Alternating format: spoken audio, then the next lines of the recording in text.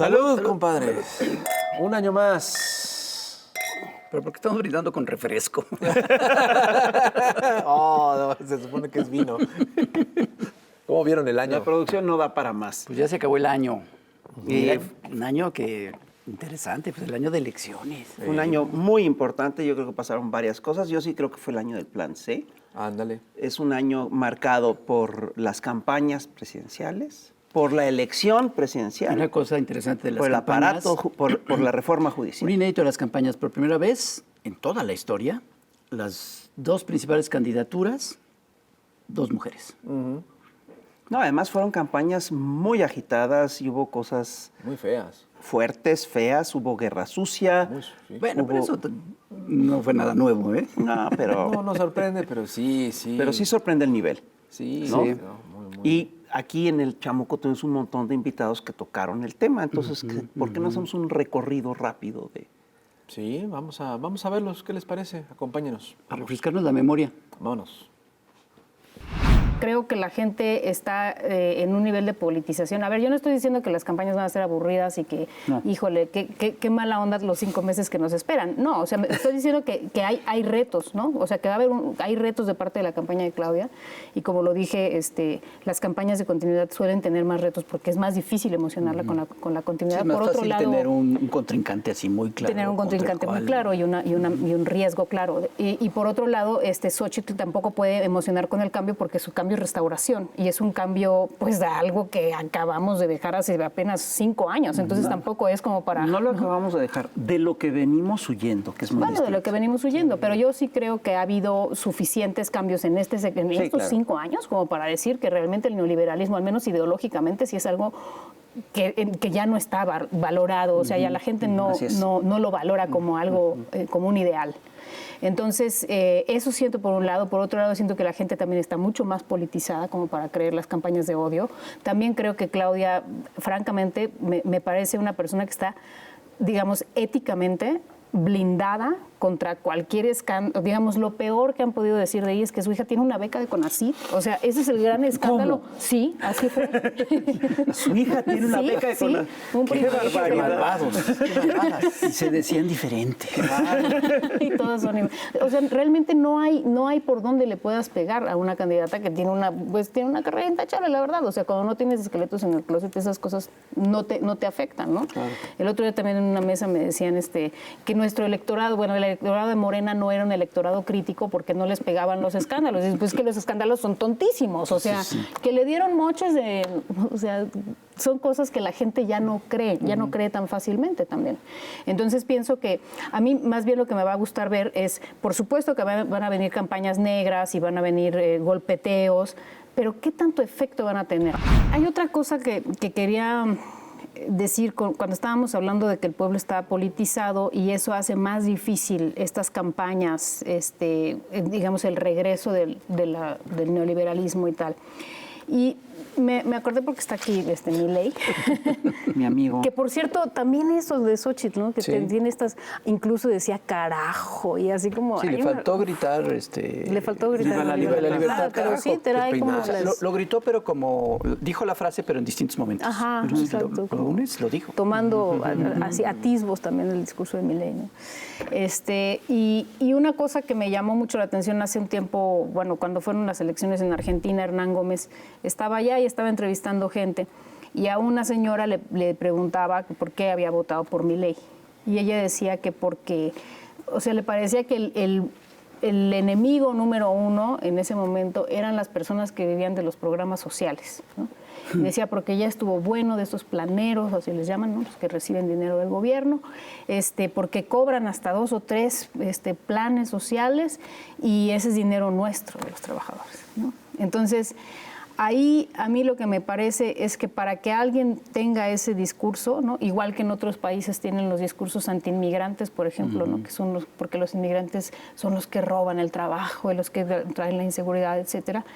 Tienes que haber permitido que esas ideas permearan entre la gente, ¿no? Y tiene que haber pasado antes de eso una etapa en la que la confrontación, en lugar de ser una confrontación con un sistema que es injusto y desigual, es la confrontación entre sectores de la misma sociedad, ¿no? Y cuando permites que eso pase, es cuando allí es donde realmente pueden regresar las derechas, en una sociedad que está dividida a ese nivel, creo yo. Y yo creo que en México una de las cosas que no vemos, porque las muelas no se sienten cuando no duelen, ¿no?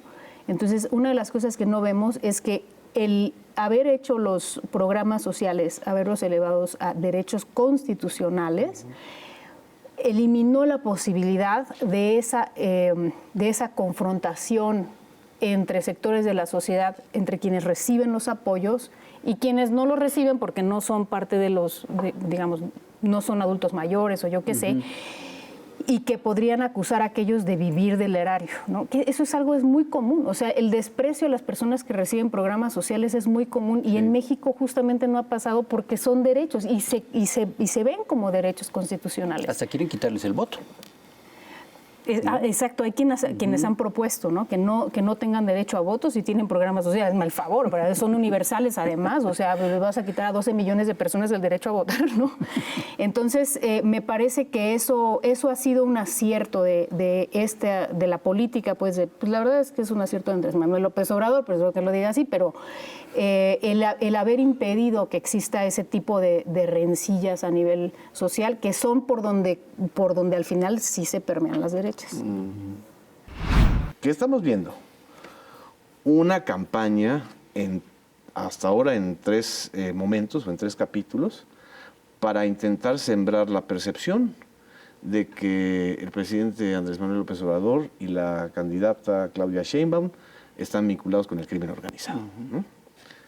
Y justo la campaña es muy reciente, inicia a 2 días después de que la Fiscalía General de la República da a conocer en un comunicado, por cierto, atípico, la Fiscalía General de la República no hace ese tipo de comunicados, donde explica que una de las pistas que no se conocía y que no se había ventilado sobre el segundo tirador en el caso del asesinato de Luis Donaldo Colosio era el agente entonces del CISEN, Genaro García Luna.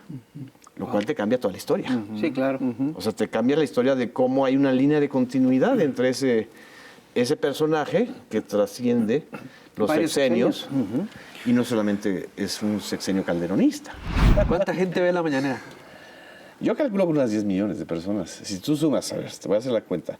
Si tú sumas los 5 millones que ven televisión abierta, completa la versión en los medios públicos, que estamos hablando de Canal 11, Canal 22, Canal 14, TV Mexiquense, Capital 21, más 5 o 6 medios de los estados públicos, más Radio EPN, más las estaciones del IMER que la transmiten, ahí tendrás unos 5 millones.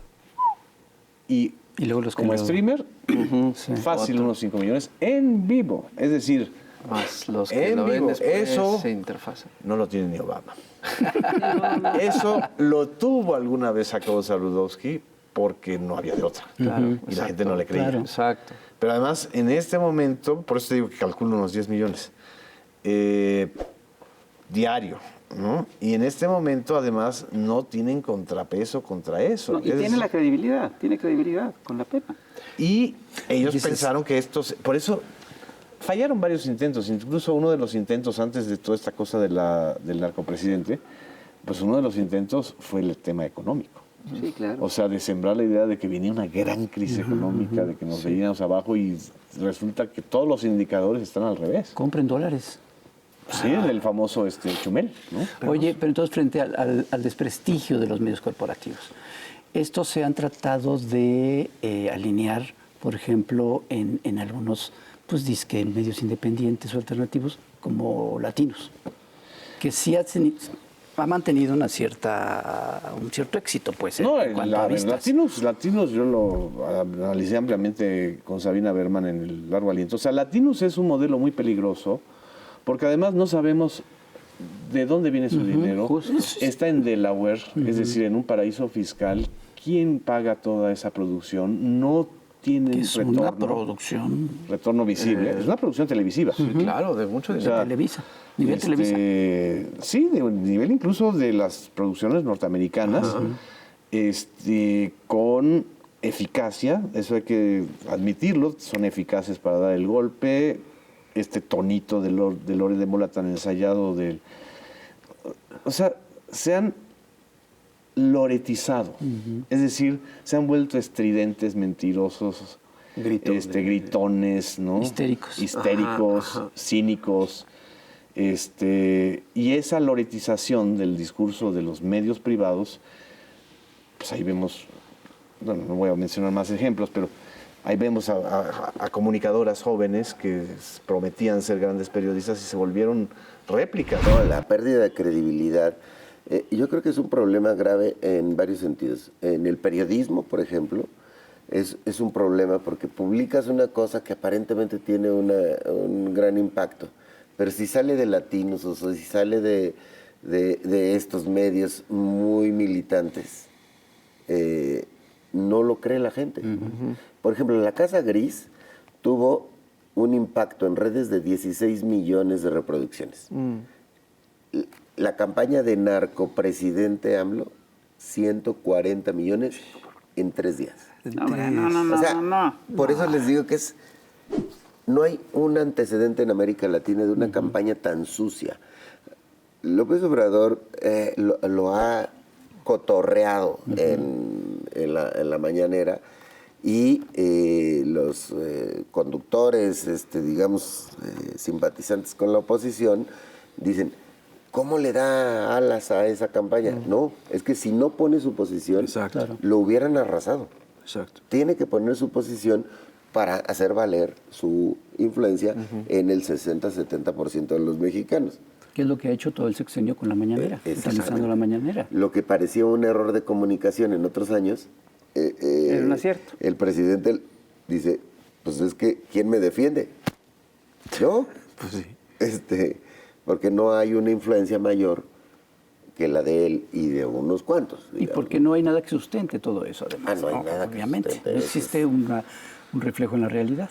Twitter, su influencia, la influencia en general de las redes sociales es que lo consultan un porcentaje, digamos, menor conforme a la población, sin embargo generan conversación. El nieto le cuenta al papá, el papá le cuenta al sobrino o al abuelo y generan opinión pública, mucho más que los medios de comunicación en ciertas circunstancias. Por ejemplo, una encuesta reciente trae que más o menos entre el 70 y el 80% de la gente se informa por redes sociales. El 70 y 80. entre 70 y ¿En serio? 80. Pero espérate, el problema es, ¿y eso dónde deja a los grandes medios? Los grandes medios estamos teniendo 15, 20% de, o sea, el asunto penetración cambia Contra mucho. 15, parece encuesta presidencial. Exactamente. La televisión ha caído muchísimo. Las audiencias de YouTube son mayores ya. Claro, es que la las gente audiencias. ya no ve televisión. Todo lo ve ya, mucha gente O lo ves ve. la televisión en YouTube, ¿no? O ves la Claro, te televisión. ahorras todos los comerciales. Te ahorran los... Claro. Exactamente. Bueno, Ahora, no mucho, ¿eh? Depende, si pagas el precio. Sí. un dato que a mí me llamó mucho la atención con esta investigación sobre los bots argentinos es que, por ejemplo, lo que generan en 2-3 días Xochitl y Claudia de conversación en Twitter es más o menos 5 millones de conversaciones cada una. Ok. En TikTok generan 70 millones. 70 millones de conversaciones en 2-3 días. Wow. O sea, es un mundo que no está... Hay mundos que no estamos viendo. Tienes como muy bien ubicados casi todos los intentos de desprestigiar a no solo el gobierno de López Obrador en estos 6 años, sino a López Obrador a lo largo de varias décadas ya, ¿no? Así como tienes muy claro quién dijo qué cosa en qué momento, cuándo han tratado de desprestigiarlo, cuánto han mentido en todos estos intentos. Yo creo que si nos dijeras todos, nos estamos aquí 3 horas platicando o escuchándote, pero se podría hacer como que un recuento más o menos breve de todos estos intentos. Bueno, muchas gracias. empezaron? Muchas gracias, primera instancia, por sus palabras, maestro. Bueno, y Yo diría que el primero que yo tengo registro, probablemente no sea el primero en la historia regional de Tabasco, pero sí el primero que yo tengo registro es cuando los periódicos madracistas en los años 80 México. acusaban que López Obrador... Digo, Tabasco hoy, no me acuerdo si el Tabasco hoy precisamente, creo que era otro, no recuerdo el nombre, pero los periódicos tabasqueños madracistas acusaban a López Obrador de querer convertir las iglesias de la Chontalpa en células soviéticas.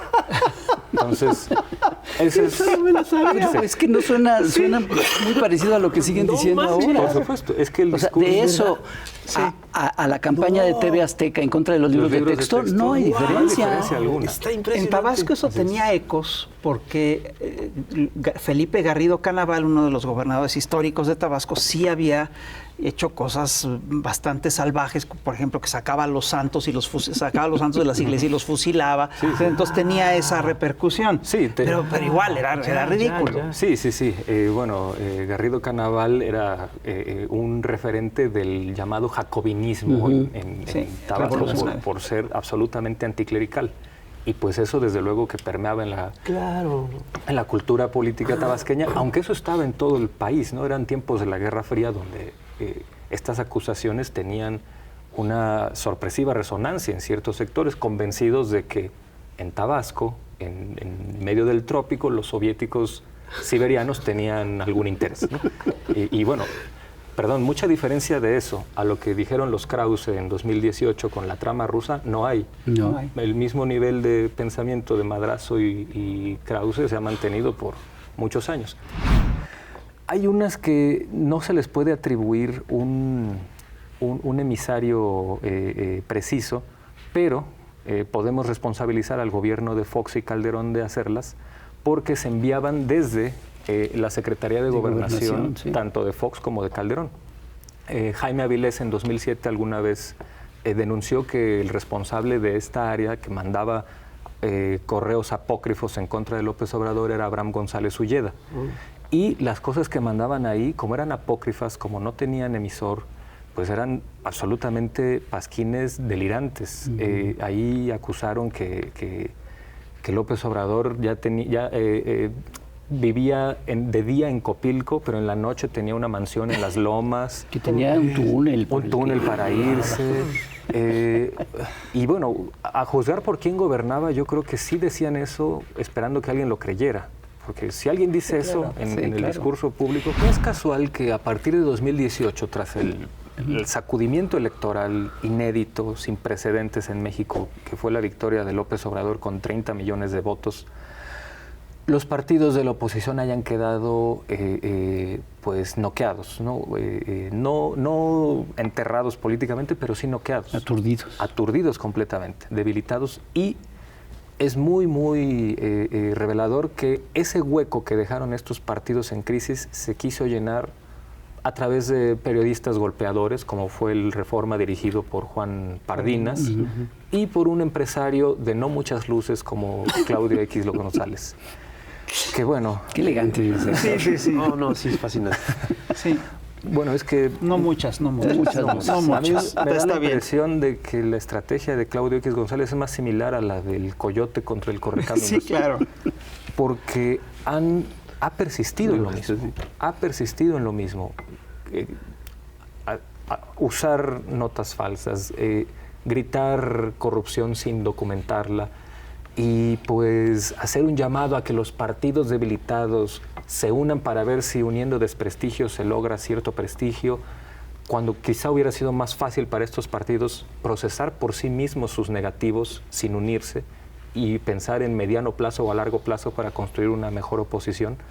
Pero no, me parece que dejar buena parte de la dirección de la oposición en un hombre que pues no ha ganado nada electoralmente, en un hombre que su mejor currículum es haber sido parte del equipo asesor de Salinas o ser un junior del Fidel Velázquez del sector privado, como lo llama Álvaro Delgado. Me parece que eso habla de su carencia de liderazgos. Me parece que desesperadamente, al no tener en el círculo político de sus partidos algún rostro que genere consensos, pues decidieron buscarlo por fuera y y pues lo que encontraron, pues no fueron muchas luces.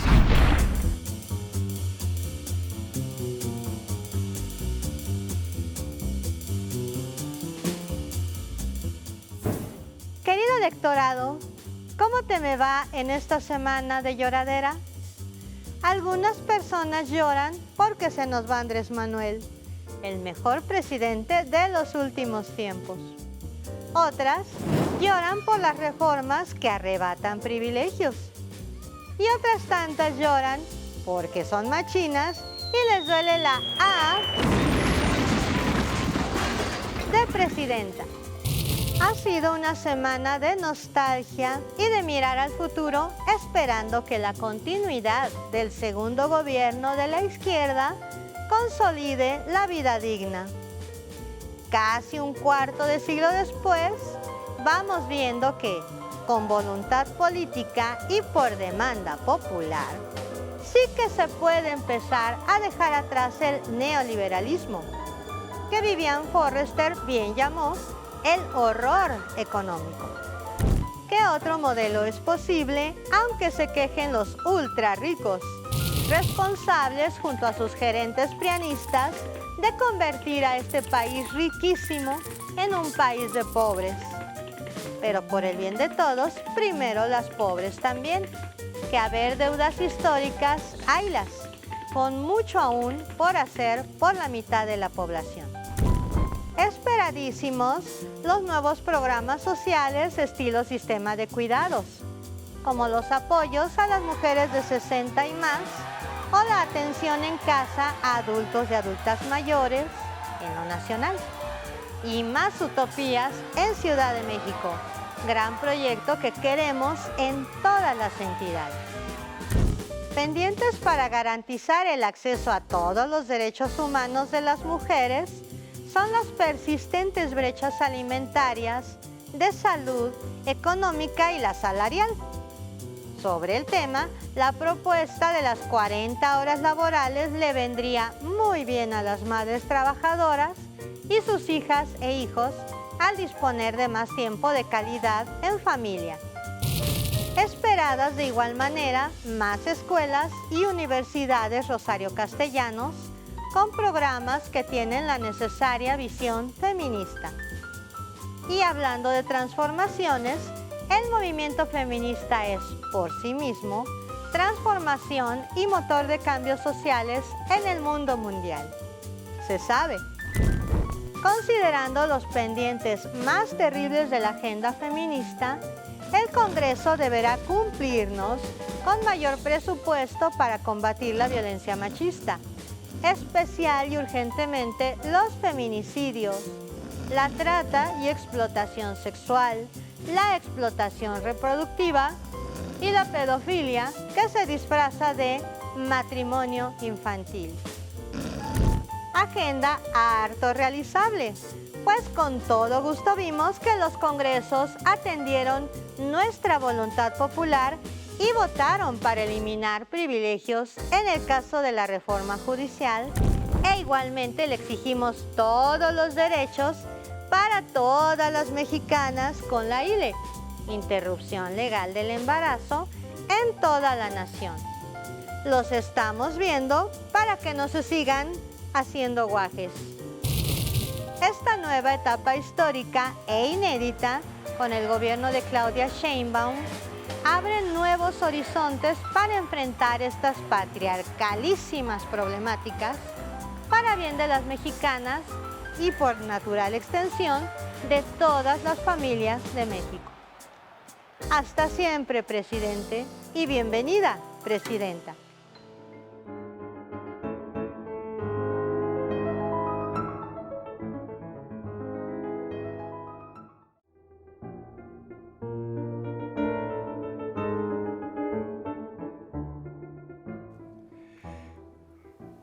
Pues sí, fueron unas campañas interesantes, pero yo creo que lo que quedó muy claro desde el principio era que se sabía más o menos cuál iba a ser el resultado. Las encuestas lo dejaban muy claro. No variaron, pues. Bueno, las de Massive Caller sí, ¿no? Bueno, esas sí. Bueno, pero esas no son, bueno, ok. Estamos hablando en serio. No, pero a ver, el resultado es que pues es tiempo de mujeres. Así es. Estamos ante un fenómeno nuevo, ¿no? Y bueno, yo creo que sobre eso también tendríamos que hacer una revisión de todo lo que se pasó por aquí, por el Chamuco. Tuvimos invitados muy interesantes. Invitadas. Bien. Así que vamos para allá, vamos a revisar. ¡Salud! ¡Salud! ¿Qué posibilidades hay reales de que una elección, de que esta elección se pueda anular? ¿Y qué posibilidades ves tú de que se pueda judicializar el proceso? Sí, ese es un daño que también han hecho estos pseudoencuestadores, ¿no? Porque hay un sector muy importante de la población que quiere escuchar que Xóchitl tiene posibilidades de ganar. Y cuando sacan esos números se los creen. Sí, claro. ¿No? ¿Cómo no va a ser cierto si es lo que yo quiero si que es lo ocurra? que yo quiero que ocurra, ¿no? Claro. Entonces, ¿eso qué hace? Que muchos medios, la verdad, que muchos empresarios, que gente de dinero, la clase media de este país, esté predispuesta a que ocurran cosas ese día. Ahora, hay miles de elecciones. Creo que sí hay elecciones. Guanajuato, por ejemplo. Guanajuato, acuérdense que para que esto se judicialice o haya causal de nulidad de la elección, tiene que haber menos del 5% de diferencia entre el primer y segundo lugar para que se pueda anular. Yo no veo eso que va a ocurrir en muchos lugares, ¿no? Para empezar, ¿no? Empezando por la presidencia. Empezando ¿no? por la presidencia no lo veo. Guanajuato, Jalisco, no sé si Yucatán pudiera tener esto, y sí es algo normal y común en las elecciones, sobre todo en las apretadas, que haya violencia y que haya este tipo de cosas. Lo que trato de decir es, no creo que vayamos a ver algo que no hayamos visto antes y con lo que no ocurran las elecciones en este país. Bueno, una de los argumentos o razones o deseos que dicen Xóchitl Gálvez, Claudio X González, en fin, la gente de la derecha, es que si más del 60% sale a votar, seguro gana Xóchitl. Sí. ¿Esto es cierto? ¿Tiene visos de realidad eso? Bueno, desde ese comentario dejan ver que son muy exitosos sus empresas, pero que de elecciones saben poco. Porque si yo pudiera, ejemplifiquemos a los dos extremos de mexicanos que hay el día de hoy, ¿no? Uno es mi suegro, un abogado de 70 años, odia al presidente sobre todas las cosas, se levanta y dice odio al cacas y luego empieza su día, ¿no? Un saludo. Sí, un saludo a mi suegro, ¿no? Y una Diana con su foto. Sí, no, es un odio de veras importante. Saludos, sí, saludos. Rodrigo. Es chistoso, te voy a decir, porque dices que por mí no ha hecho nada. Yo difiero, ¿no? Antes él no sabía muchas cosas, hoy es experto en revolución cubana, venezolana, en hidrocarburos, es ambientalista por los trenes, sabe de pernos, de minerías. Sabe mucho, ¿no? Le sirvió a la mañana. Sí, le sirvió. Y del otro lado está Don Chuy, que no me lo va a creer, también se llama Jesús Fernández, la persona que cuida mi oficina y que dice que cuando se me ponchó la llanta me dijo, eso pasa por comprar camionetas con el dinero corrupto de los políticos y del PRI. Hermano, yo soy tu jefe. O sea, lo que trato de decir es que estos dos extremos, así está México en estos momentos. Sí, pues Nada sí. más que ustedes díganme de cuáles hay más en México. Jesús Fernández o Don Chuy. Pues mira, según Pues sí. una encuestadora Muchas, Don Chuy. que se llama Demotecnia de las Heras, Gracias. dice, ¿usted aprueba o desaprueba el trabajo de Andrés Manuel López Obrador? Ahí está. Lo desaprueba el 12%, lo aprueba el 77% Sí. en su última medición. Uy, Sí. Eso es altísimo. Sí, es brutalmente estable. Además de altísimo, porque Eso lo sí. que... Ah, ya. Sí, o porque sea, más ves la diferencia. Sí, Son dos o sea, líneas así. Y así los 6 años. Fox llegó a los 70% en algún momento cuando empezó. Peña, cuando el Pacto por México llegó a los 69%. Es decir, Con todos los medios a favor. con todos los medios a favor y nada más que nunca ocurrió el fenómeno de la estabilidad que tiene este gobernante. Es brutal, no creo que vuelva a ocurrir. Le deseo mucha suerte al que venga, pero llegar a la estabilidad de esos números. Pero insisto, 70% todos han llegado en algún momento a su sexenio. Pero caen o bajan y suben. Calderón era un electrocardiograma de Peña ¿no? Nieto bajó a 30, creo. Peña Nieto es un fenómeno también porque pasó del 60% al 20%. En un momento. No fue paulatino, fue en un momento. Y nunca volvió a subir. La estabilidad del presidente López Obrador es a prueba de bala. ¿En qué consiste el plan? ¿En qué consiste particularmente la reforma al Poder Judicial? Pues es una reforma muy pequeña en realidad para las ámpulas que ha levantado. Prácticamente contiene 4 puntos. 1, el de la elección de jueces, magistrados y ministros. 2, el de la separación del Consejo de la Judicatura Federal en 2 órganos, un tribunal de disciplina judicial y un órgano de administración judicial. Y además se separa de la Suprema Corte, porque toda la administración está junta ahorita. Y está encabezado por la misma persona. Exactamente, que genera un superpoder, claro, que ejerce todas las funciones de fiscalización, de administración y de nombramiento de jueces y magistrados. Sobre todo genera impunidad, ¿no? Pues porque no hay sanciones. Exacto. Y además reivindica una cosa que es muy importante, porque también el propio Consejo de la Judicatura Federal realiza fiscalización financiera. Entonces está reivindicando la iniciativa sobre la cual se está discutiendo toda la reforma, está reivindicando la facultad de la Auditoría Superior de la Federación para realizar justamente auditorías financieras al Poder Judicial, porque hace unos años una jurisprudencia de la Suprema Corte determinó que no tenía facultades, porque ya tenía al Consejo de la Judicatura Federal para hacer autoauditorías. Entonces ahora se reivindica y este órgano, que es del Poder Legislativo, va a poder auditar como dice la ley, como ya decía la ley. Otro punto que tiene, que es muy importante, pues es el de recuperar los límites a las remuneraciones de personas servidoras públicas. El Poder Judicial es el único de los 3 poderes que no está cumpliendo esos límites. El Poder Ejecutivo ya los cumple, el Poder Legislativo, federal, pero también de los estados. Y solamente el Poder Judicial de la Federación está incumpliendo los límites a grados tales que son 2.377 servidores públicos, que son entre ellos 1.642 jueces, magistrados y ministros, más cerca de 700 que son funcionarios, altos funcionarios del Poder Judicial, que ganan más que lo que dice el artículo 127, fracción 2, que es el salario del presidente como límite de remuneración. Entonces también se reivindica y es muy importante. Y un cuarto punto, pues son varios cambios a la estructura del Poder Judicial.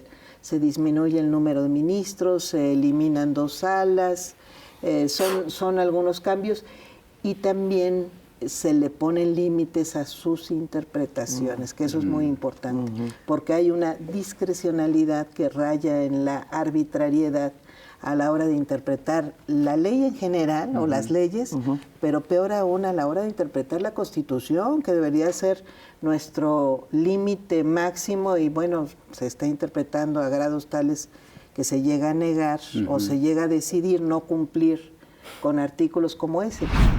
Yo quiero recordar que desde el principio de la administración el presidente manifestó que era necesario reformar el Poder Judicial. Y había la posibilidad de que lo hicieran ellos mismos, ¿no? Que internamente ellos trabajaran para ver cómo se venía y se negaron. Claro que se negaron, intentó... Saldívar intenta y empieza a ver el tema de corrupción, de nepotismo, empieza a salir, ¿no? No fue posible. Bueno, el presidente, en ejercicio de sus facultades, no está haciendo ninguna otra cosa que ejercer sus facultades para decir una iniciativa para transformar. Y no es una ocurrencia. O sea, el tema de la elección directa no es algo nuevo ni en el país, ¿no? Digo, ya los liberales en la época de Juárez. Juárez fue así, ¿no? Claro, Juárez, Lerdo. Ya había habido... De hecho, por eso Juárez llega a la presidencia. Exactamente, ¿no? Entonces, no es una cosa que se ocurrió que porque no se levantó Norma Piña, por favor.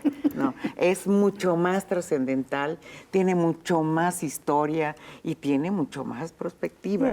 Porque reformar el Poder Judicial, que haya justicia, sin justicia no hay democracia. Una de las grandes preocupaciones de todos es quién iba a llegar a la boleta. O sea, resulta que cualquiera ahora va a poder ser ministro. No. Entonces, Ese fue uno de los grandes críticas. Y que fue de las grandes reformas y que también se hicieron grandes mentiras. Exacto. ¿No? Exacto. Que fue una de las grandes A ver, maestra, cosas, ¿no? ¿es cierto que va a llegar una persona de la Casa de los Famosos? No, esperemos que no. No, miren, por ejemplo, ¿es cierto que un youtuber? tendrá que ser abierta la convocatoria para que todo mundo que tenga los requisitos pueda... Todo mundo que tenga los requisitos. Pero además hasta le pusimos más requisitos de los que tenían antes, ¿no? Y se burlan, porque dicen, tienen que ser abogados. Cartas de referencia de los vecinos. Bueno, que tengan cuidado, porque los vecinos a veces no los quieren. Sí, claro, pero bueno, luego el vecino sabe pero que va a haber un comité de evaluación, claro. Va a haber un comité de evaluación con reglas muy claras que ya se están, lo está haciendo el Senado incluso ya, ¿eh? ¿Cuáles serán todas esas reglas, ¿no? Y sí, va a ser por materia, ¿no? O sea, yo quiero ser mi juez de penal, entonces en materia penal, ¿no? La calificación y eso es en materia penal, jueces laborales, jueces administrativos, así va a ser, no es que yo me meto y a ver qué me dan y a ver si puedo hacer. No, va a ser realmente estricto, ¿no? Entonces hay una garantía, que la gente sepa que hay una garantía, que cualquiera que salga, que cualquiera que gane, que ya esté en la boleta, tiene la capacidad. Pero además, después de que gane, va a haber una capacitación. Hay una escuela de formación profesional que tiene... Y una evaluación. Y viene eso antes de que tomen protesta. Pero además, una vez tomando protesta, durante un año, y así lo dice la iniciativa, durante un año estarán sujetos a evaluación. No vamos a dar cheques en blanco. ¿Sí?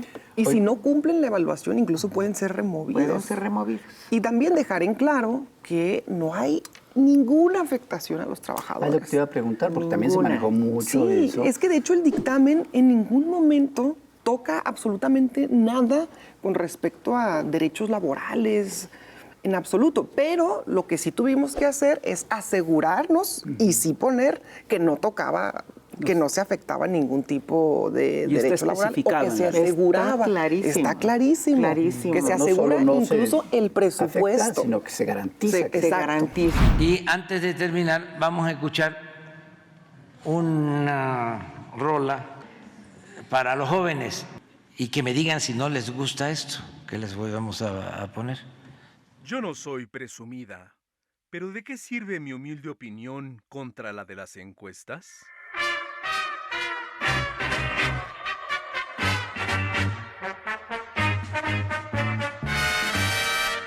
Cuando era niña, yo tuve una sorpresa al descubrir que en mí todo era grandeza.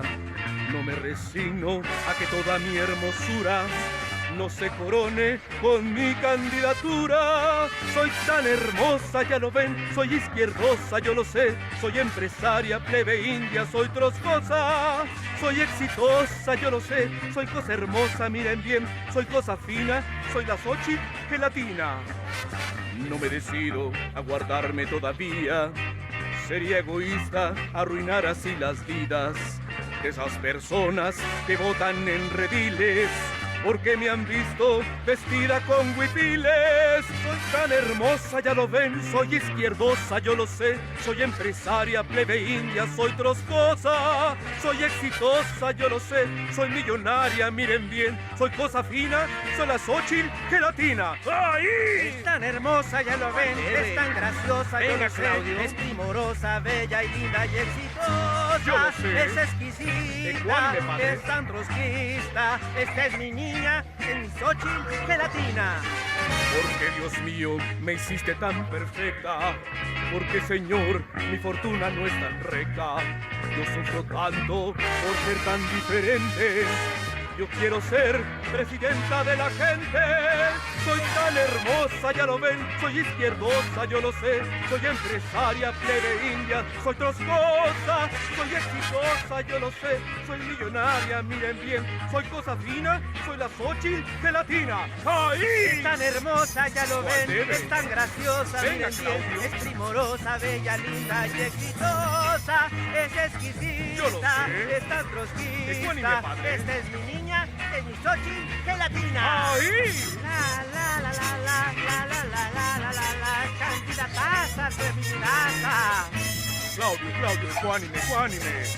Miren lo que hizo la inteligencia artificial para mis nenes.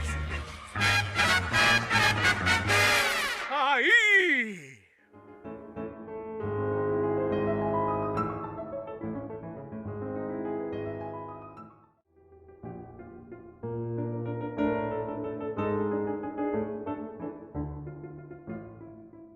Bueno, pero el año fue intenso porque no solamente se dio una elección que yo creo que es histórica, sino que también hubo una votación histórica y eso permitió que se abriera la puerta para una reforma al Poder Judicial. El plan C, famoso, El plan C. que había gente de la oposición que ya daban por perdida la presidencia, pero estaban seguros de que no se iba a lograr la mayoría, que Así Morena es. no iba a lograr la mayoría y que sí se logró.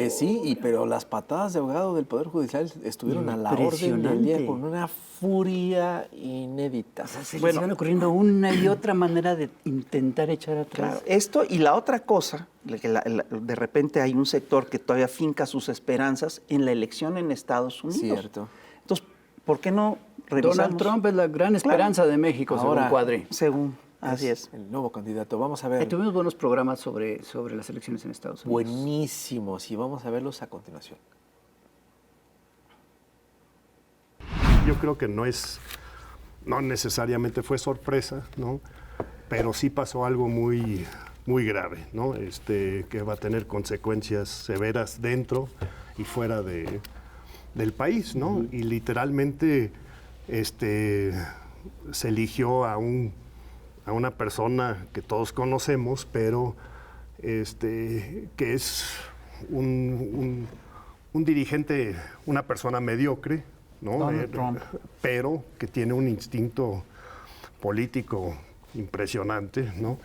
Y más que todo se enchufó en algo dentro de Estados Unidos que se ha visto en otros países, ¿no? Argentina, Brasil, antes, que es un hartazgo con el sistema político estadounidense. Con los políticos tradicionales. Y era casi sáquenlos a todos, ¿no? Y esta es nuestra bomba. Con él vamos a hacer estallar a Washington. Y es lo que él dice, ¿no? Ustedes me están enviando allá, yo soy el enviado de ustedes para la venganza contra todos estos que los han maltratado durante años, ¿no? Yo sé de qué se trata eso. Soy un rico, por lo tanto no soy corrupto, no me pueden robar. Eso es un recurso fantástico. ¿Dónde lo he escuchado? Sí, por el Ajusco, creo, ¿no? Por ahí. Y entonces es un fenómeno donde no fue una competencia, un concurso entre el Partido Demócrata y el Partido Republicano. De dos proyectos. No fue lo tradicional. Esto es un movimiento, ¿no? Que no se identifica como republicano necesariamente. Entonces, cuando uno va a los mítines de Trump, nadie dice, las gorras no dicen Partido Republicano, las camisetas tampoco, dicen MAGA. Make America Great Again. Es como un partido. Entonces no es movimiento. No, entonces y la cúpula tradicional del Partido Republicano se ha tenido que subordinar a este movimiento, ¿no? Y entonces, ¿qué es lo que está adelante? Pues eso es lo que tenemos que empezar a discutir, tanto porque la decisión que se tomó adentro, ¿no? Es tal vez el único país en el planeta donde una elección interna, un proceso, tiene consecuencias globales para toda la gente que no puede participar en la elección, pero que tiene que asumir las consecuencias, incluyendo obviamente México. Pero a diferencia de los casos como Bolsonaro o como de Milei, que son un poquito estos que les llaman outsiders, en el caso de Trump, ya no es la primera vez, ¿no? Ya hubo un mandato. Pero hace además, 8 fíjate, años. ahorita como bien lo decía David, también está el caso del Partido Demócrata. O sea, ¿qué era lo que te ofrecía Kamala? Kamala te ofrecía no ser Trump. Incluso en varias entrevistas le preguntaron, oye... No está mal, ¿eh? Estoy de acuerdo. Estricto de la palabra no está necesariamente mal. De inicio, pero fíjate, es un buen inicio. Sí. Estoy de acuerdo, pero en un medio de una crisis económica, con un problema serio financiero para muchas personas, y le preguntas, oye, ¿cómo vas a poner tu casa a ser tú para cambiar esta situación? Y su respuesta es, bueno, yo no soy Trump. Pero estás hablando de que están criticando al gobierno de Biden. Entonces, el gobierno de Biden nunca pudo darle solución a muchos problemas que se venían arrastrando financieramente desde el propio Barack Obama. Y ahorita que mencionabas de Milei, aquí lo que a mí me llama mucho la atención es precisamente esa personalidad de los que se definen como libertarios, que obviamente ignoran completamente la historia económica de América Latina, por eso a todos lo llaman marxista, socialista y demás, pero que en Estados Unidos, como bien señalas, David, tiene una repercusión muy particular porque está normalizando y legitimando lo que es el racismo, lo que es el clasismo, lo que es la homofobia. Es cierto, Trump yo siempre lo he definido como un síntoma de una enfermedad mucho más grave que viene de Estados Unidos de su propio origen, pero que aquí lo estás normalizando. Es como cuando escuchas a un Salinas Pliego hablar de ciertos temas, hay seguidores de Salinas Pliego que consideran que está bien hablar de esos temas y que es correcto expresarte de esos temas. Y que la postura es la correcta, y que esa es la postura. correcta, claro. Y incluso, la manera de hacerlo también. Totalmente. También juega. Sí, claro. Incluso yo estoy convencido, no sé si coincidamos en ese punto, pero de que ya en este momento es todavía más grave el trumpismo que el propio Trump. Sí, claro. Cuando tú ves a Vance, por ejemplo, escuchas a J.D. Vance hablar, cuando tú ves a Marco Rubio en el Departamento de Estado, cuando tú ves a este señor Tom Homan como zar de la frontera y Tom Homan decirte, vamos a sacar a todos los migrantes y ni nos provoquen, literalmente, ¿no? Y para acabarla, el señor Elon Musk, ¿no? Exacto. O sea, que dices el corporativismo legitimado, ¿no? Desde la primera elección, Trump dijo, los medios son el enemigo del pueblo. Era la frase, ¿no? Así decía Fox. Prensa vendida. Y entonces no era vendida, era el enemigo. Entonces, varias de los reporteros, sobre todo de las cadenas de televisión y todo, tuvieron que contratar seguridad privada, guaruras, para proteger a sus periodistas cuando iban a cubrir mítines. Y me ha tocado estar en un mítin donde en cada uno dice, y ahí están los medios fabricando todas esas mentiras, todo eso, son enemigos del pueblo. Díganles qué piensan ustedes si se voltea 15,000 gentes donde estás tú acorralado con los medios para mentarte la madre, ¿no? Fue un momento muy chistoso en la convención republicana. Estábamos varios de los mexicanos ahí que estábamos cubriendo, ¿no? Adentro de la arena, ¿no? Y de repente se voltea un delegado que estamos atrás de ellos y dice, ¿son periodistas o son marxistas? Yo me quedé así como, y no podemos ser. Le dije, no se pueden ser las dos cosas.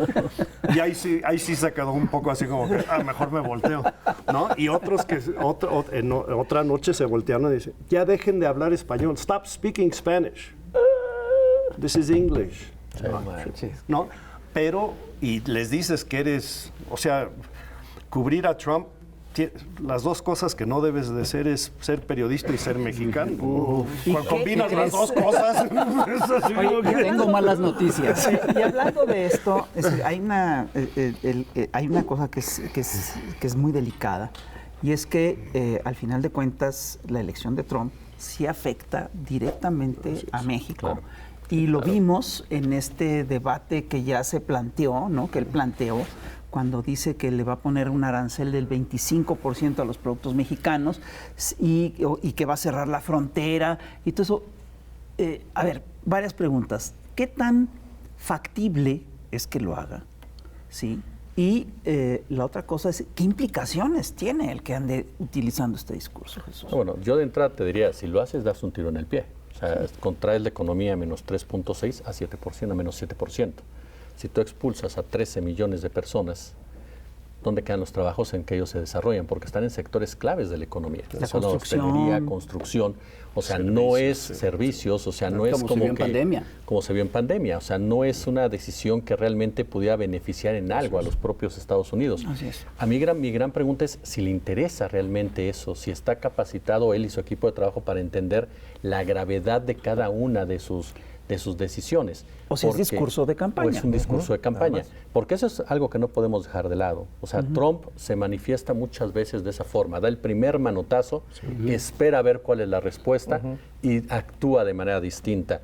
Este intercambio que tuvo de posteos o de X con la doctora Claudia es un ejemplo palpable de eso. Hablamos del mismo tema migratorio, pero Trump lo maneja, se comprometió a cerrar la frontera. Llega la doctora Sheinbaum y ¿qué dice la presidenta? Yo no me comprometí a cerrar nada, me comprometí a tender puentes, que es un término completamente distinto. Pero Trump juega mucho con eso porque él nunca pierde desde su óptica. Él no puede perder. Entonces, en ese sentido, me parece que si realmente lo llevara a cabo, se estaría dando de verdad, sería un suicidio como tal, teniendo a China detrás y soplándole en el oído a varios aspectos económicos, en la misma deuda norteamericana que es altísima con los chinos, que es impagable en la actualidad. Entonces, en ese término en particular, yo no sé qué tanto le está hablando a sus bases, le está hablando a su target, como se dice, le está hablando a su audiencia, pero en la práctica cotidiana uno pensaría que la lógica tendría que imperar. Mi gran duda está en la gente nuevamente que lo rodea. ¿Quiénes son esas voces sensatas, esas cabezas sensatas que le pueden decir a Trump, oye, bueno, David, pero David no está allá, David no está allá? David dice que justamente lo que nos acaba de contar es que no las tiene. No hay, o sea, no existe alguien que se acerque, ni siquiera del Partido Republicano, que se acerque a decir, oigan, eso no lo podemos hacer. Lo único que yo veo es el poder económico. El poder económico que sea capaz de decir, ¿saben qué? Por ahí no vamos, porque ahí sí nos vas a afectar a todos. A todos nosotros, ¿no?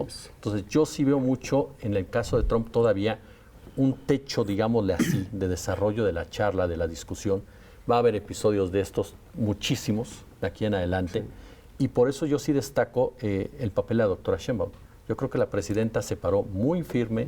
Aquellos que critican la carta, me queda claro que no han entendido nada, así de simple.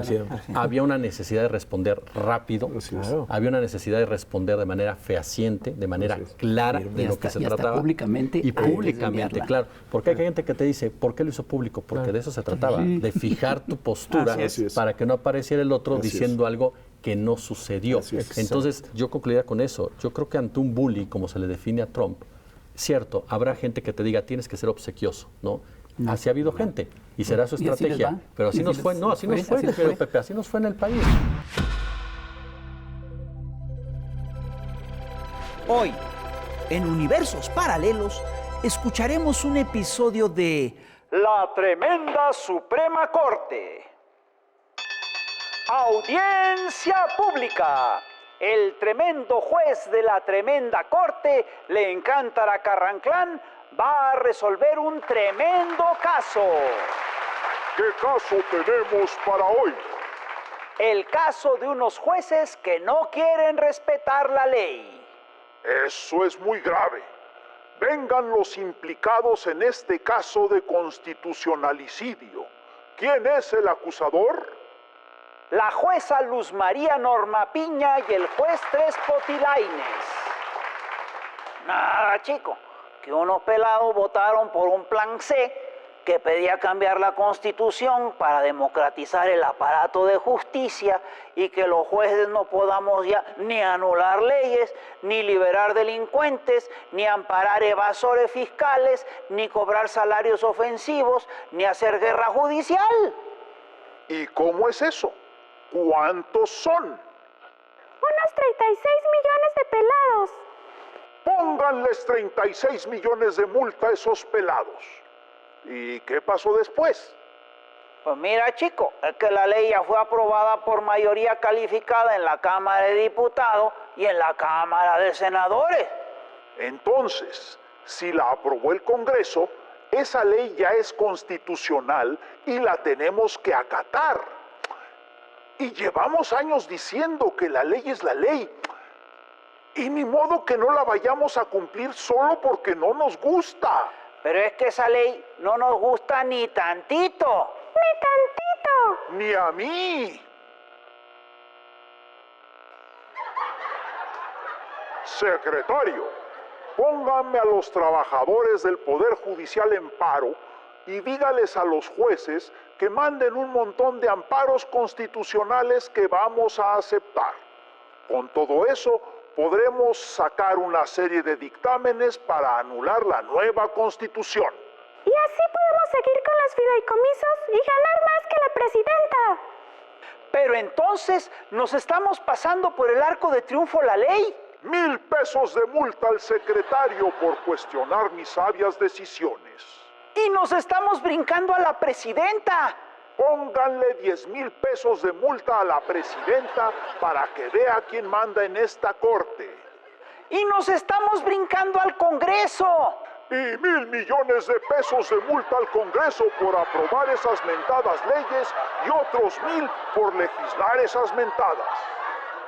Pero si la Corte solo dirime los conflictos de las leyes y no tiene capacidad para ejecutar, ¿quién va a hacer que se ejecuten los dictados de la Corte? 1,000 pesos de multa al secretario y que venga la sentencia. Que las leyes son las leyes, dicen los jueces más justos, y 8 jueces se hacen bueyes y hacen la ley a sus gustos. Se brincaron al Congreso, también al Ejecutivo. Aquí solo tienen peso jueces pasados de vivo. Casi 36 millones votaron por el Plan C, pero pesan más cojones de 8 jueces. ¿Cómo ve?